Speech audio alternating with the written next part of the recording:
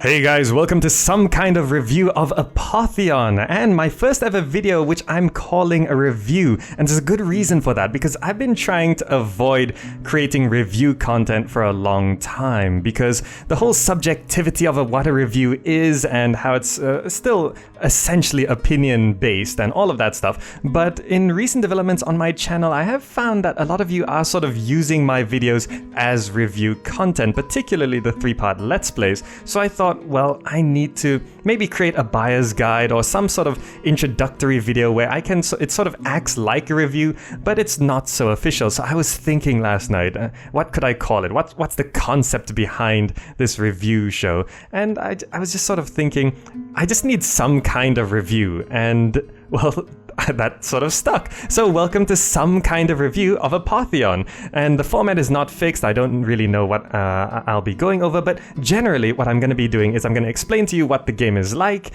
what I like about the game, what I don't like about the game, and that should give you at least a perspective of the game. And when it comes to reviews, that's really what you're looking for. You're looking for perspective. And you might agree with some perspectives, you might disagree with others, but in general you're looking for multiple perspectives, so in the end you can make your own decision and whether you should buy or invest time into a certain game. Anyway, this is Apotheon, and I'm gonna have to jump into the game to show you what it's all about, and then we can go over what sort of works and what doesn't. Alright, so here we are in Apotheon. Now, what is Apotheon? Well, basically it's an action RPG platformer that's very Metroidvania sort of the style, where it's got these large levels. You can see here on the local map here, you can see there's actually quite a lot to explore in each area, and you've got sort of different areas to explore. You can see that you've got a hub world and then surrounding areas for you to go for. And that's very Metroidvania. But the graphic style also does look very, very unique, but it is sort of reminiscent to things like games like Guacamelee, where it does have this sort of 2D vectored but textured art style, but in this case it works out very, very nicely because it is sort of this Greek pottery aesthetic. Now, some things that in Apotheon that really do stand out, first of all, I have to mention, is the detail to the lore and story. So, for example, you are going to be dealing with Greek mythology, and you can see here there's a palace of Apollo, which I'm not going to go in right now, but outside each of these doors and scattered throughout the world are often these sort of stones, and if you read these stones, it actually gives passages or quotes or stories that give context to what's going on. So, for example, this is from a Homeric hymn, and these are scattered all over the world for that. They're not essential to read. They don't actually give much to the gameplay, but it does build the world really nicely. And if you don't know too much about Greek mythology, it sort of helps you catch up. And even if you do know a lot about Greek mythology, you'll notice it's actually really, really good. So, for example, here's Aphrodite's chamber, and here there's Hesiod's theogony talking about Aphrodite.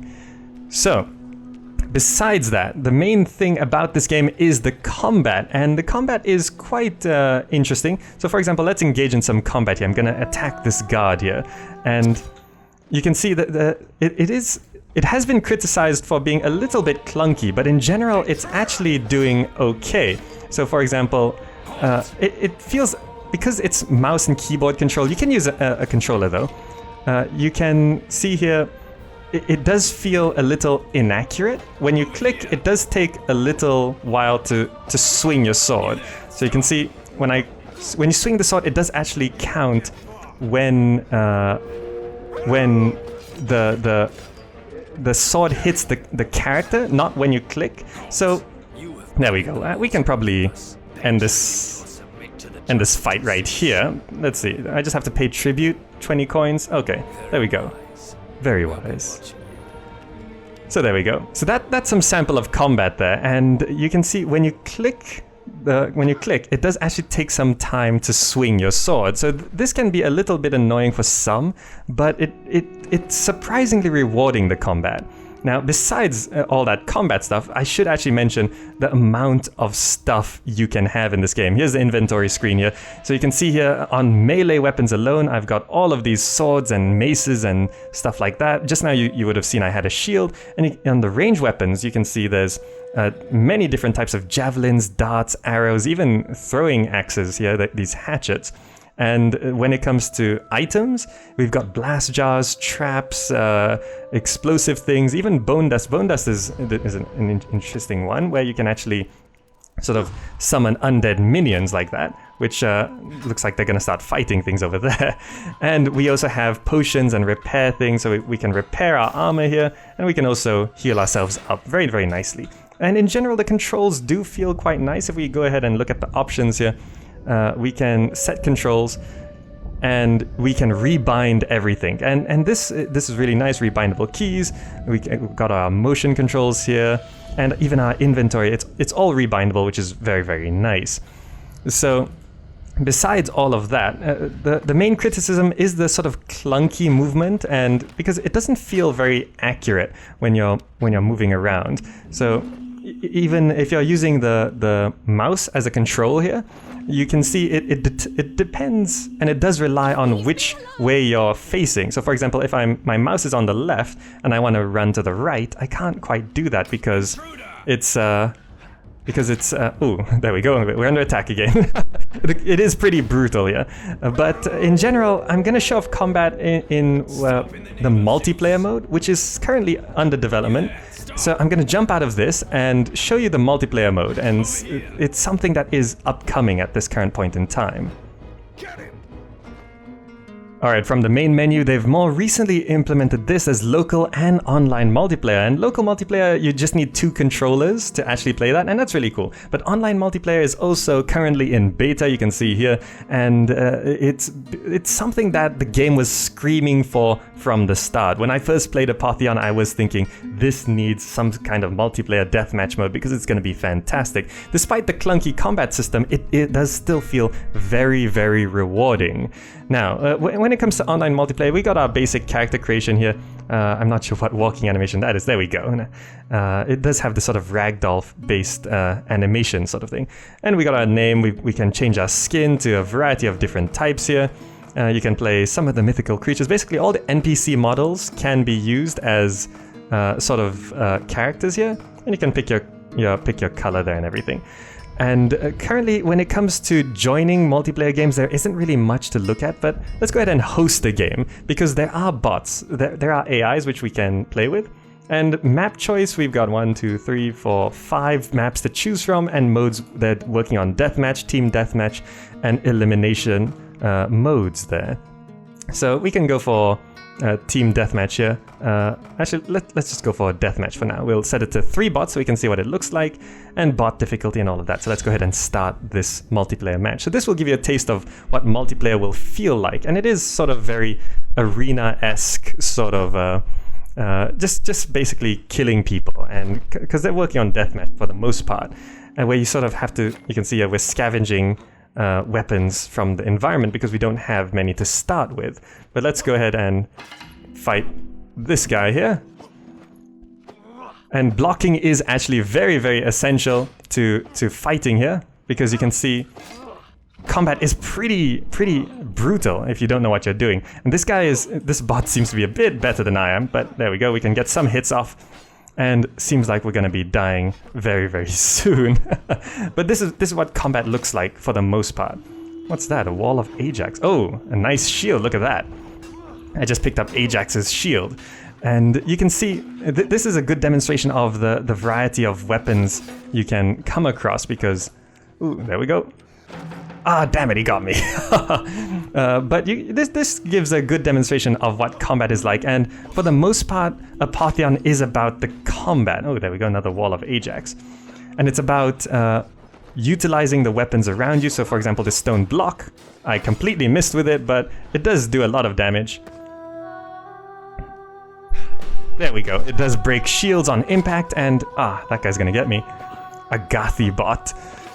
Well, there we go. You can see it's about positioning and timing. Timing is especially important because it does take time for your sword to swing. You can see that I clicked first, but his weapon had a longer reach, so it sort of hit me first. There you go. Let's grab this hatchet. Range weapons are...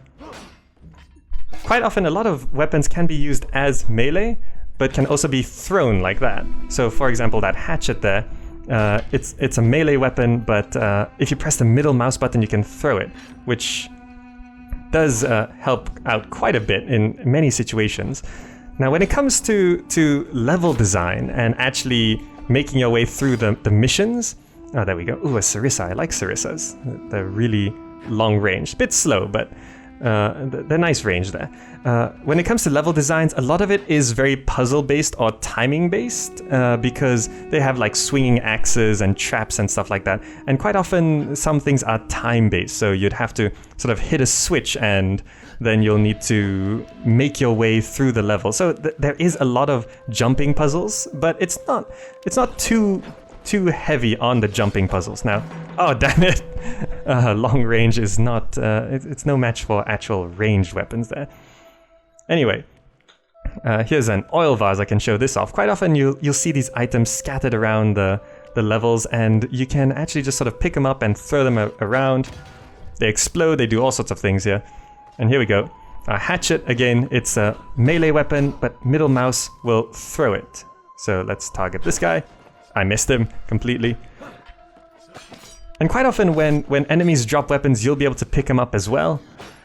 So in general, this feels really, really nice. And when it comes to the boss battles, this game really is all about combat because it is an action RPG Metroidvania thing. So you're going to be fighting lots of small dudes like that. But when it comes to the boss battles, you are going to be pretty impressed with what's available. There's some giants, and the gods themselves all have really, really powerful sort of abilities, and it doesn't ever feel like it gets boring. They don't seem to reuse mechanics very often. Even in terms of traps, where there's like swinging axes and buttons and levers and switches, they seem to try and make sure that it's not presented in the same context every time, because that would get a bit tedious, solving the same puzzles again. And I never felt like I had to solve the same puzzle twice, because it does feel pretty unique. Ah, you got me. You can see that he's using a sort of spear, and again, you can throw spears quite easily. Now, let's see. Aspis shield, stone block. Again, utilize what's around you. Let's see if this stone block is going to hit anything. I just have to get a little bit closer here. Oh, one guy's coming behind me. Ah, that was pretty cool, actually. His spear hit my block halfway through, and his spear actually deflected. Because the combat is very physics-based, you can actually do weird things like that. So, for example, when someone throws something at you, you can sort of shoot down their block, because the arrow would sort of hit... the arrow would hit the block mid-air. Ah, there we go, got him. And it does actually sort of throw it off course. Ah, that guy got me. So what are my overall impressions of Apotheon? Well, if you like Metroidvania-style games, this one is really, really good. The combat might sort of annoy you a little bit, but it's not. It's still very, very rewarding. And oh, here we go. Here's a bit of a secret. This is the sort of secret you're going to come across in the world. There we go. We've got a stash of weapons and stuff. And oh, you can see these sort of hanging bits of meat. Great way to heal. We'll just take all of that up. And this is the sort of secrets. They often play with light like this, where you can sort of head into the darkness and you're not really too sure what you're looking at. As there are a lot of caves and secret compartments and things like that. Let's go ahead and throw this at that guy. Oh, I always hit myself with the oil vase. You can see I've been set on fire. So combat mechanics are very, very in-depth, and even though they feel a little clunky, once you get used to the combat mechanics, once you get used to rolling, jumping, dodging, especially blocking, make sure you block with the right mouse button here. Once you get used to the combat mechanics, I think you're gonna really, really enjoy it. It does feel very rewarding, and even at times when you're playing at the hardest, at hard difficulty settings, it feels like the opponents are unfair, or some of the bosses are hard to beat, but quite often you're actually going to make it through without any problems.